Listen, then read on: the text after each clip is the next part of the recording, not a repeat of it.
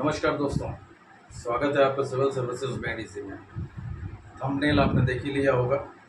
तो आज के इस वीडियो से हम यूपीपीएससी के पीवाईक्यूज़ को स्टार्ट कर रहे हैं। आज जो मैंने टॉपिक उठाया है वो है लेबर माइग्रेशन। देखिए, लेबर माइग्रेशन एक ऐसा टॉपिक है जिस पे यूपीएससी तो बहुत क्वेश्चंस पूछते आया है, यूपीपीसीएस भी अब पूछने लगा है। तो आज के इस वीडियो में हम आईएएस 2015 में आया हुआ एक क्वेश्चन लेबर माइग्रेशन पर डिस्कस करेंगे और इसी डिस्कशन में हम सारे फैक्ट्स एंड फिगर्स भी साथ साथ देखते हुए चलेंगे। ठीक है, तो अब वीडियो में आगे बढ़ने से पहले अगर आप चैनल पर पहली बार आए हैं तो काइंडली इस चैनल को सब्सक्राइब करें और वीडियो अगर अच्छा लगे तो लाइक एंड शेयर ज़रूर करें। चलिए अपना वीडियो स्टार्ट करते हैं बिना टाइम लिए हुए। तो यूपीएससी 2015 में क्वेश्चन आया था, discuss the changes in the trends of labour migration with in and outside India in the last 4 decades. मतलब इंडिया के अंदर और इंडिया के बाहर जो लेबर माइग्रेशन हो रहा है उसके ट्रेंड्स क्या रहे हैं पिछले 4 दशकों में, इन लास्ट 4 डेकेड्स। इसी क्वेश्चन को हमें डिस्कस करना है। ठीक है, तो जैसा मैंने आपको लास्ट वीडियो में अपने बताया था आंसर राइटिंग वाले वीडियो में कि जब भी आप इंट्रोडक्शन स्टार्ट करेंगे, इंट्रो आप 2 तरह से स्टार्ट कर सकते हैं। या तो आप पहले माइग्रेशन को डिफाइन कर दें कि माइग्रेशन क्या होता है। तो डेफिनेशन में क्या होगा, simple, migration refers to the displacement of people from one geographical area to another either permanently और टेम्परेरीली। मतलब लोगों का विस्थापन एक जोग्राफिकल एरिया से दूसरे जोग्राफिकल एरिया में या तो टेम्परेरीली या तो परमानेंटली। और अगर ये डेफिनेशन आपको याद ना रहे तो इसे आप दूसरी तरह से भी स्टार्ट कर सकते हैं। जैसे सिंपली जो क्वेश्चन में दिया है उसी के फ्लो में जाते हुए इसे हम बता सकते हैं, over the last 4 decades, over the last 4 decades, labor migration trends within and outside India have evolved significantly। अब देखिए यहाँ पे इस तरह से जब स्टार्ट करेंगे तो आपको डेफिनेशन की जरूरत नहीं पड़ेगी। जो क्वेश्चन में दिया हुआ है आपको इतना तो पता ही है कि जो ट्रेंड्स हैं वो चेंज होते रहेंगे, तो इनका क्या होगा, एवोल्यूशन होगा। तो इवॉल्व सिग्निफिकेंटली ऐसा बोल के आप क्वेश्चन को स्टार्ट कर सकते हैं। ठीक है, केवल 2 लाइन में आप इंट्रोडक्शन देंगे और 2 लाइन में इंट्रोडक्शन देने के बाद सीधे आएंगे बॉडी पर। बॉडी में जब आप आएंगे तो हम यहाँ पे क्या करेंगे, ट्रेंड्स को डिस्कस करेंगे कि ट्रेंड्स क्या क्या थे। देखिए, जब ये क्वेश्चन यूपीएससी ने पूछा था तो उस समय 2015 था। ठीक है, बट अब हम उससे काफ़ी आगे आ चुके हैं, तो हमको एक डेकेड का ट्रेंड और ज़्यादा देखना होगा। ठीक है, बट मैं 1980 से स्टार्ट करूँगा जिससे आप लोगों को एक सिस्टमेटिक वे में चीज़ें पता चल जाए।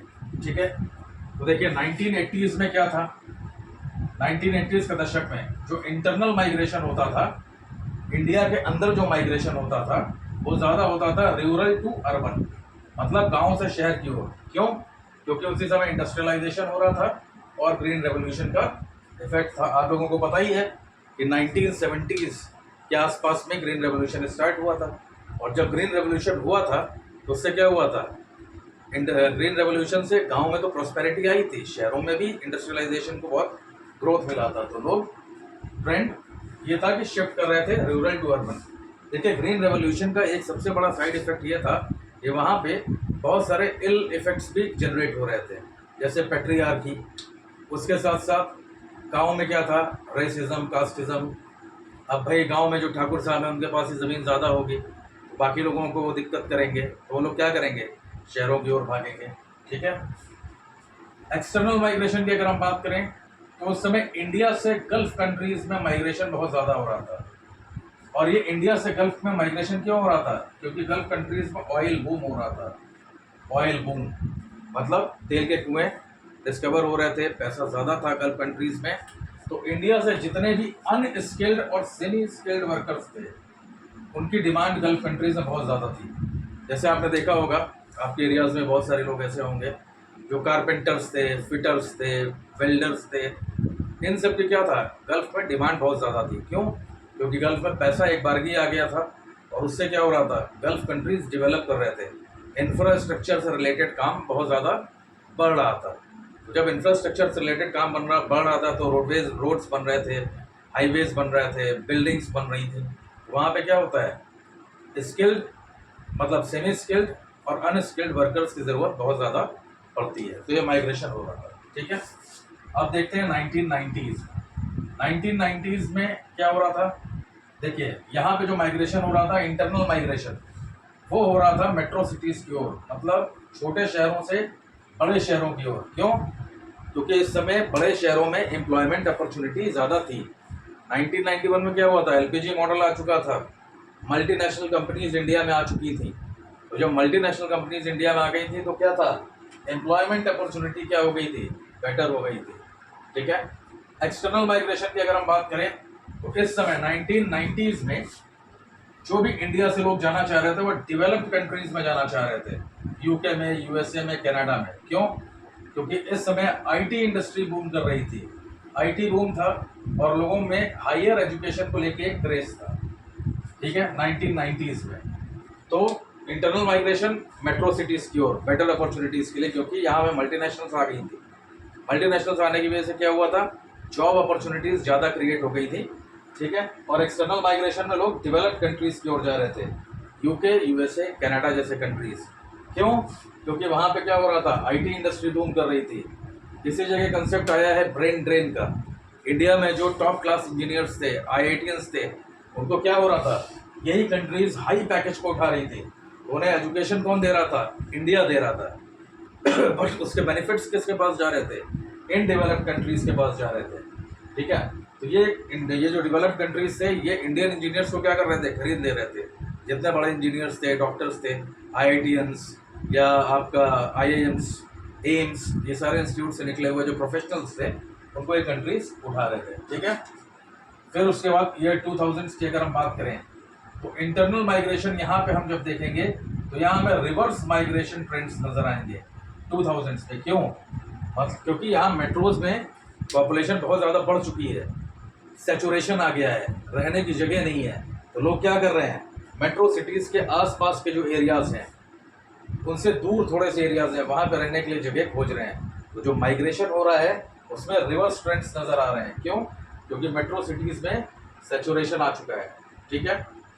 एक्सटर्नल माइग्रेशन की अगर हम बात करें तो ईयर 2000 में, 2000 से लेकर 2010 तक इंडिया से जो माइग्रेशन हो रहा है वो साउथ ईस्ट एशिया में हो रहा है, ऑस्ट्रेलिया में हो रहा है और यूरोप जैसे यूरोप के कंट्रीज में। क्यों हो रहा है? क्यों? क्योंकि इस समय यहाँ पे अलग अलग टेक्निकल सेक्टर्स इवॉल्व होके आ रहे हैं। डिफरेंट टेक्निकल सेक्टर्स जो हैं वो इवॉल्व हो रहे हैं। जैसे आईटी इंडस्ट्री तो पहले फ्लरिश करी ही है, वो यहाँ पे भी करेगी। मोबाइल्स आ जाएंगे, मोबाइल फ़ोन वाली एक इंडस्ट्री आपकी फ्लरिश कर जाएगी। उसके बाद एनवायरनमेंट से रिलेटेड इंडस्ट्रीज फ्लरिश करेगी। तो डिफरेंट टेक्निकल सेक्टर्स जो है वो यहाँ पे इमर्ज करेंगे, ओके। अब इसके बाद अगर 2010 में बात करें, 2010 से लेकर 2020 तक, तो आप देखिए इंटरनल माइग्रेशन का क्या ट्रेंड रहेगा। यहाँ पे जो माइग्रेशन होगा वो टीयर 2 और टीयर 3 सिटीज़ की ओर होगा। मतलब अब कोई मेट्रोज की ओर नहीं भाग रहा है। अब ये जो टीयर 2 और टीयर 3 कंट्रीज हो, देखिए सिटीज़ में क्या होता है, सबसे बड़े होते हैं मेट्रोज, मेट्रोपॉलिटन सिटीज़। उसके नीचे वाले जो होते हैं वो टीयर 2 और टीयर 3 सिटीज़ होते हैं। तो जो माइग्रेशन होगा वो टीयर 2 और टीयर 3 सिटीज़ की ओर होगा। क्यों ऐसा हो रहा है? क्योंकि इस समय सर्विस सेक्टर फ्लरिश कर रहा है। इंडिया में क्या हो रहा है, आपको इकोनॉमी में तो पता ही है, इंडिया का जो इंडियन इकोनॉमी है वो पहले प्राइमरी सेक्टर में था, और प्राइमरी सेक्टर से सीधे किधर गया, टर्शरी सेक्टर में, सर्विस सेक्टर में। सेकेंडरी सेक्टर डेवलप ही नहीं हो पाया। तो 2010 से लेकर 2020 तक जो माइग्रेशन होगा वो टीयर 2 से टीयर 3 सिटीज़ की ओर होगा। क्यों? क्योंकि इस समय सर्विस सेक्टर की पूरी ग्रोथ हो रही है। तो लोगों को सर्विस सेक्टर में काम ज़्यादा मिलेगा, लोग सर्विस सेक्टर्स में आएंगे, सेलिंग में, परचेजिंग में अपनी सर्विसेज बेचेंगे, ठीक है। एक्सटर्नल माइग्रेशन की बात करें तो यहाँ पे स्किल्ड माइग्रेशन ज़्यादा देखने को मिलेगा, स्किल्ड माइग्रेशन। इसी समय H1B वीज़ा और स्टूडेंट माइग्रेशन की बात आएगी। H1B वीज़ा क्या है? जो वर्किंग वीज़ा होता है, जो इंडियन प्रोफेशनल्स को दिया जाता है, जो यूएस देता है, H1B वीज़ा, वो इस समय आएगा। और इसके साथ साथ स्टूडेंट माइग्रेशन, हायर स्टडीज़ के लिए लोग, प्रोफेशनल स्टडीज़ के लिए लोग बाहर जाने की कोशिश करेंगे, ठीक है। इसके बाद अब 2020 से 2030 वाला जो डेकेड है, तो देखिए 30 तो अभी आया नहीं है, मगर 2020 का तो एरा हमने देखा ही है। तो इसमें जो इंटरनल माइग्रेशन होगा, यहाँ पे भी आपको रिवर्स माइग्रेशन देखने को मिलेगा। क्यों? क्योंकि कोविड-19 आ गया है। 2019 में कोविड-19 आ गया है, तो 2020 में क्या हुआ है, कोविड-19 की वजह से जो जहाँ भी था वो अपने अपने घर वापसी कर लिया है। ठीक है, तो रिवर्स माइग्रेशन देखने मिलेगा। और रिवर्स और एक्सटर्नल माइग्रेशन में क्या हो रहा है, अब यहाँ पे क्या होगा, रिमोट वर्क अपॉर्चुनिटीज डेवलप होंगी। कोविड-19 के बाद हम सब ने देखा है वर्क फ्रॉम होम वाला कल्चर जो है वो डेवलप हो गया है। बट वर्क फ्रॉम होम के साथ साथ भी गल्फ कंट्रीज के लिए स्ट्रॉन्ग माइग्रेशन रहेगा।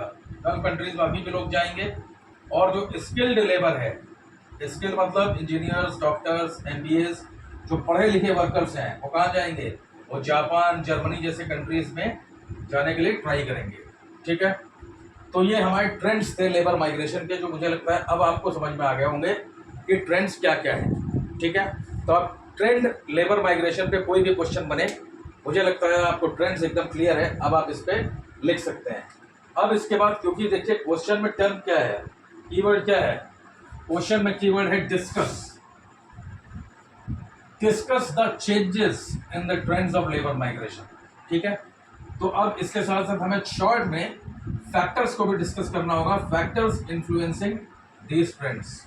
इन ट्रेंड्स को कौन कौन से फैक्टर्स डिटरमिन कर रहे थे, हमने यहाँ सब देख ही लिया है। पहले फैक्टर क्या है, इकोनॉमिक अपॉर्चुनिटीज, जहाँ पैसा ज़्यादा होगा लोग वहाँ काम करना चाहेंगे, हायर सैलरी पे काम करना चाहेंगे। अगर इंडिया के अंदर आज आप 1,000 रुपये कमा रहे हैं, तो आपकी कोशिश ये रहेगी कि आप $1,000 में कमाएं। ठीक है तो 1,000 ही, बट यहाँ पे रुपए है और वहाँ पे डॉलर्स है। तो हर एक आदमी चाहता है better employment opportunities, economic opportunities. ठीक है, इसके बाद पॉलिसी चेंजेस जो है इस ट्रेंड को अफेक्ट करेंगे।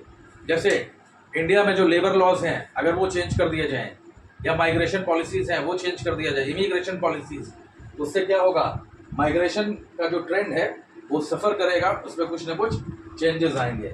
उसके बाद तीसरा कारण क्या हो सकता है, फैक्टर, सोशल फैक्टर्स होंगे, जैसे education, employment, casteism, racial discrimination, ये सारी चीज़ें क्या हैं, आपके सोशल फैक्टर्स हैं। और उसके बाद कुछ ग्लोबल इवेंट्स होंगे। ग्लोबल इवेंट्स में क्या क्या हो सकता है, जैसे ऑयल बूम आ गई, IT बूम आ गई, इकोनॉमिक रिसेशन आ गया। तो ये सारे क्या है, ये सब फैक्टर्स हैं जो ये डिटरमिन करेंगे कि अब लेबर माइग्रेशन का ट्रेंड कैसा होगा। ठीक है, इसके बाद लास्ट में हमें सिर्फ कंक्लूजन दे देना है, 2 लाइन का कंक्लूजन में हमें कुछ खास चीज़ नहीं करनी है, सिर्फ इतना बता देना है कि ये जितने भी ट्रेंड्स हैं, these trends reflect India's dynamic economic landscape and global demand for both skilled and semi skilled labour.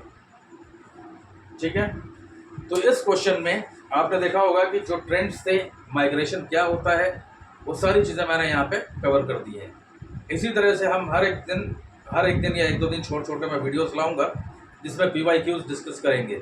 और अब हम रिवर्स इंजीनियरिंग में जाएंगे, मतलब PYQs के थ्रू हम वापस थ्योरी की ओर जाएंगे, जैसे यहाँ पे इस क्वेश्चन में हमने देखा। ठीक है, तो आज के वीडियो में बस इतना ही। बस जाने से पहले रिक्वेस्ट है, अगर वीडियो आपको सही लगा हो, अच्छा लगा हो, तो लाइक, शेयर एंड सब्सक्राइब कर दीजिएगा। Thank you.